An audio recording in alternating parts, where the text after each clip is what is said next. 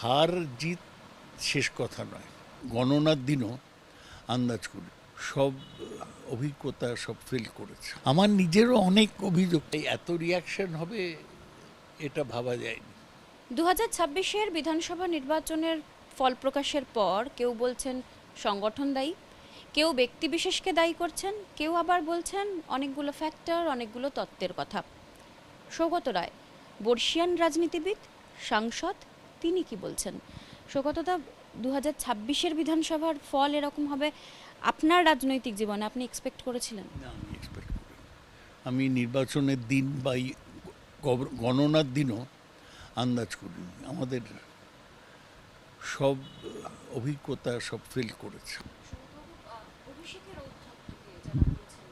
আমি আলাদা করে অভিষেককে দায়ী করা ঠিক মনে করছি না। তার কারণ অভিষেকের বিরুদ্ধে অনেকের অভিযোগ আছে আমি জানি, কিন্তু যারা বলছে তারাই তো আগে অভিষেকের পিছন পিছন যেতেন। আর নির্বাচনের সময় অভিষেকের মিটিংয়ে পদযাত্রায় লোকও হচ্ছিল অনেক, তাই এত রিয়াকশন হবে এটা ভাবা যায়নি। তবে হ্যাঁ, এটা অভিযোগ আছে লোকের, আমি জানি।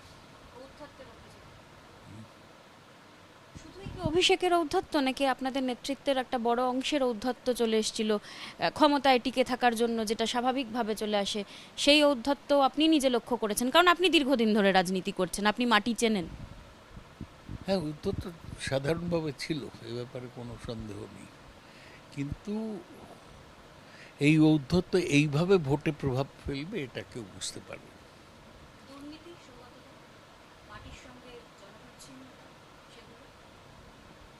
মাটির সঙ্গে জনবিচ্ছিন্নতা পুরো বলবো না, আমাদের কর্মীরা তো অনেকেই তলা স্তরে ভালো কাজ করেছে। দুর্নীতির অভিযোগ তো ছিল, যেটা শিক্ষায় শিক্ষক নিয়োগে দুর্নীতি, সেটা তো একটা বড় ব্যাপার হয়ে দাঁড়িয়েছিল।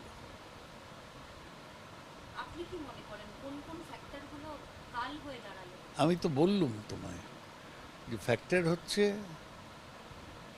প্রতিষ্ঠান বিরোধিতা এবং হিন্দু মেরুকরণ, এটাই মূল ফ্যাক্টর। এই যে মানুষ আপনাদের দলের একটা অংশকে দেখলে এখন, বা আপনাদের দলেরই একটা অংশ যারা বৈঠকে আসছেন না, বিধায়কদের একটা বড় অংশ তারা অনুপস্থিত থাকলেন, কাউন্সিলররা তারা যাচ্ছেন না। বড় কোট দেখায়, আপনি দেখুন আমাদের বেশিরভাগই তো জিতেছে দিনাজপুর, মালদা, মুর্শিদাবাদ থেকে। তো তারা একবার বাড়ি গেলে কি চট করে পরের দিন আসতে পারে? এটা কোনো বড় ফ্যাক্টর নয়। এক্ষুনি কলকাতা কাউন্সিল 120 জন তো এসছে, দেখলুম আমি কালকে, কিছু খারাপ নয়। অনেকেই বিমর্ষ হয়ে পড়েছে, সেই জন্য সবার তো মনে জোর থাকে না যে প্রতিকূল পরিস্থিতিতে লড়াই করবে, সেই জন্য একটা সাময়িকভাবে এরকম একটা হতাশা হয়, ঠিক হয়ে যাবে। যারা মুখ খুলছেন এখন এই পরিস্থিতিতে, ধরুন এখন তো এই মুহূর্তে দাঁড়িয়ে তৃণমূলের একটা অন্য সময়, একটা খারাপ সময়, এই খারাপ সময়ে যারা মুখ খুলছেন, রিজু দত্ত, কোহিনুর মজুমদার, বা পুরনো যারা বর্ষিয়ান লিডারশিপের মধ্যে এক একজন, মজুমদার এদের আমি চিনি না, সুতরাং আমি বলতে পারবো না। না, এটা অনৈতিক। দুদিন আগে ধরুন আমি যদি বিরুদ্ধে বলতাম, এর আগে আমি মমতা ব্যানার্জির ছবি ছাপিয়ে জিতলাম ইলেকশনে, সেই ইলেকশনে জেতাটা উপভোগ করলাম, হঠাৎ রাতারাতি বলবো যে সেটা সবই খারাপ ছিল, এটা তো অনৈতিক। রাজনীতিতে নীতি বলে একটা ব্যাপার থাকে, তো যে আমি যে পার্টিতে ছিলাম, যে পার্টির দ্বারা আমি উপকৃত হয়েছি, তাকে রাতারাতি রিজেক্ট করা ঠিক নয়। আপনি কি মনে করেন যে এরকম সুবিধাবাদীরা বা ভালো সময় থাকবেন এরকম মানুষরাই বেশি ঘিরে ধরেছিল? সেটা এখন বোঝা যাচ্ছে, আগে তো বুঝিনি যে তারা উল্টে যাবেন। আমার নিজেরও অনেক অভিযোগ ছিল, কিন্তু পার্টির যখন খারাপ সময় তখন উল্টো বলাটা ঠিক মনে হয় না। সাধারণ মানুষের কাছে সৌগতবাবু আপনি কিছু বলতে চান, কোনো বার্তা, কিছু কথা, বা আপনাদের দলের যারা তৃণমূল স্তরের কর্মী সমর্থক তাদের কিছু বলতে চান? আমি বলবো যে ঘুরে দাঁড়াতে হবে, এর চেয়েও খারাপ ফল আমাদের 2006 হয়েছিল, আর আমি তো আরও 1977-এ কংগ্রেসের হেরে যাওয়া দেখেছি, 1967 সালে অতুল্য ঘোষ, প্রফুল্ল সেনদের হেরে যাওয়া দেখেছি। হার জিত শেষ কথা নয়, শেষ কথা হচ্ছে আপনি একটা নীতি বা আদর্শ বা দলের প্রতি আনুগত্য রাখছেন কিনা। আমি বলবো সেটা রেখে ঘুরে দাঁড়ান, আস্তে আস্তে ঠিক হবে পরিস্থিতি।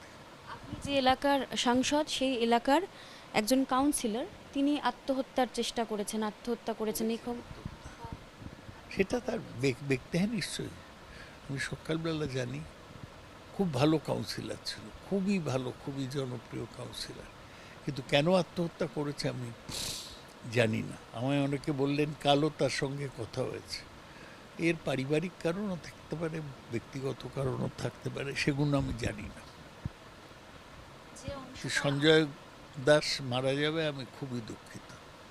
যে অংশটা তৃণমূল কংগ্রেসের বিরুদ্ধে দুর্নীতি, ঔদ্ধত্য, সমস্ত ইল্লিগাল কাজের অভিযোগ তুলছেন আপনাদের দলের, তাদেরকে কিছু বলতে চান? বা তারা কি অ্যালার্ট করেছিল এর আগে? না না, কেউ কিছু করেনি, সবাই স্রোতে গা ভাসিয়ে দিয়েছিল, কেউ কিছু করেনি। সবাই শুধু জয় বাংলা, মমতা ব্যানার্জি জিন্দাবাদ বলেছে, কিছু করেনি। শুধু ভালো ভালো কথা বলেছে, ভুলটা ধরিয়ে দেন। সাহস ছিল না, হয়তো সেই পরিবেশ ছিল না দলের মধ্যে। সম্ভবত আপনি তো অনেকবার চেষ্টা করেছিলেন, আপনি তো বলেওছেন অনেকবার। বলবো না কেন, আমার না বলার কি কারণ থাকতে পারে? সুতরাং আমি বলেছি, কেউ শোনেনি। আর এই যে বড় সিদ্ধান্তগুলো, কাকে মনোনয়ন দেবে না দেবে, দলের কি নীতি হবে, কে কোথায় প্রচার করবে, আমাকে কেউ জিজ্ঞেস করেনি, আমি বলিও নি। করে বিজেপির তরফ থেকেও তো বলা হচ্ছে যে অহংকার, ঔদ্ধত্য শেষ কথা বলে না। সাধারণ মানুষের মধ্যে যে রিয়াকশনটা দেখছেন, মনে হচ্ছে তৃণমূল কংগ্রেস এটা ওভারকাম করতে পারবে? নিশ্চয়ই পারবে। এর চেয়ে খারাপ সময় তো আমি দেখেছি। তোমাদের বয়স কম, তোমরা বুঝবে না। আমি তো 67 দেখেছি, 77 দেখেছি, 2006 দেখেছি। কোনো কিছু স্থায়ী নয়, এটা মনে রাখতে হবে। নির্বাচন ফল বেরোবার পর অনেকেরই ঔদ্ধত্য কমে যাবে। ফল বেরোনোর পর অনেকেরই ঔদ্ধত্য কমে গেছে, এবং এর থেকেও খারাপ সময় তৃণমূল কংগ্রেস বা তিনি নিজে দেখেছেন। তাই খারাপ সময় শেষ কথা বলবে না। আর যারা এই মুহূর্তে দাঁড়িয়ে তৃণমূল কংগ্রেসের হয়ে সমালোচনা করছেন বা তৃণমূল কংগ্রেসের বিরোধিতা করছেন, তারাও স্রোতে গা ভাসিয়েছিলেন, এমনটাই মনে করছেন বর্ষিয়ান রাজনীতিবিদ, সাংসদ সৌগত রায়। জি 24 ঘন্টার জন্য ক্যামেরায় শুভ্র ঘোষের সঙ্গে মৌমিতা চক্রবর্তী, কলকাতা।